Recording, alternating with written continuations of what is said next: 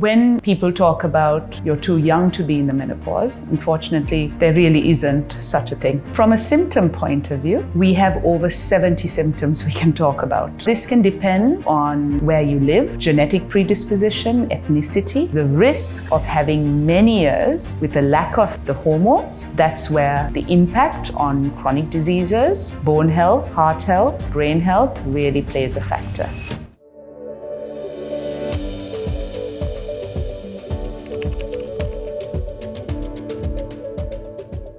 The menopause will happen to every single woman. It is a natural stage in life.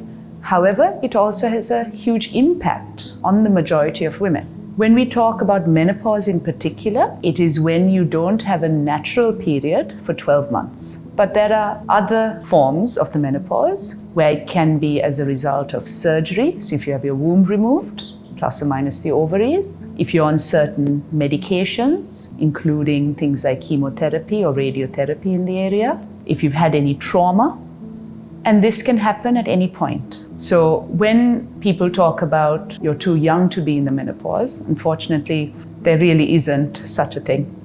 From a symptom point of view, we have over 70 symptoms we can talk about. The majority of symptoms tend to be the vasomotor symptoms. So your hot flushes, your night sweats. Could also have symptoms including joint aches and pains, changes to your skin, your hair, your nails, mood changes, memory changes, brain fog. Now this can depend on where you live, genetic predisposition, ethnicity. So if we look at this part of the world from a Chinese population point of view, South Asian, Southeast Asian, the joint symptoms, the mood changes can be predominant. Whereas from a Caucasian point of view, really looking at those vasomotor symptoms, so the hot flushes, the night sweats, might be what presents first. I think looking at it from an ethnicity and cultural viewpoint, it comes down to the environmental factor, so the nutrition piece, but also what is perceived as important. So if as part of your natural nutrition, you're having more phytoestrogens, the soy products, automatically the chance of hot flushes, night sweats, so those vasomotor symptoms generally would be less or not play a part. Looking at Japanese women, for example, the amount of phytoestrogens, so soy products that are consumed, it's much, much higher than the West, which could result in why the hot flushes, the night sweats, so those vasomotor symptoms are much less. But it could also mean that culturally, having a very low libido, sex drive, is not perceived to be as important as in the West, for example. But again, this is where we have to manage things individually. The menopause affects each and every woman individually, and that's why we need to look at what is important to that person and how we manage it to improve their quality of life. For me, that is gold. It's having the best quality of life you can. The average age for the menopause for a Caucasian woman is 51, for a Southeast Asian is 49, and for a South Asian can be 46 or 47. The perimenopause is the time before this, and that can be anywhere between 5 to 15 years. So for one of these women, having symptoms in their late 30s, early 40s, it's not uncommon. We also need to think of something called premature ovarian insufficiency, where the ovaries fail under the age of 40.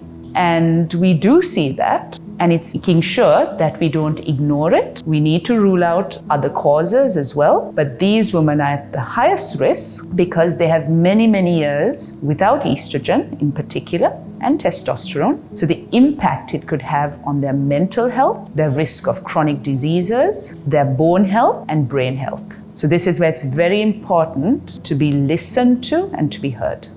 With surgical menopause and say certain medication or trauma that could induce menopause, again, it depends on what age this happens at or how early in life it happens. Because the risk of having many years with a lack of the hormones, that's where the impact on chronic diseases, bone health, heart health, brain health really plays a factor. It's looking at the individual's risk at whatever point in time. So when we talk about surgical menopause, this is usually hysterectomy, where the womb is removed. Sometimes the ovaries are still kept in place and they can work for a little while longer, but sometimes they're also removed, which automatically plunge women into the menopause. And hormone therapy is what we need to look at to simply give back these women the hormones their body is naturally not able to produce or produce in sufficient quantities to manage their symptoms. Access to medical care varies globally, and knowing who to turn to and where to go to get the right information is key.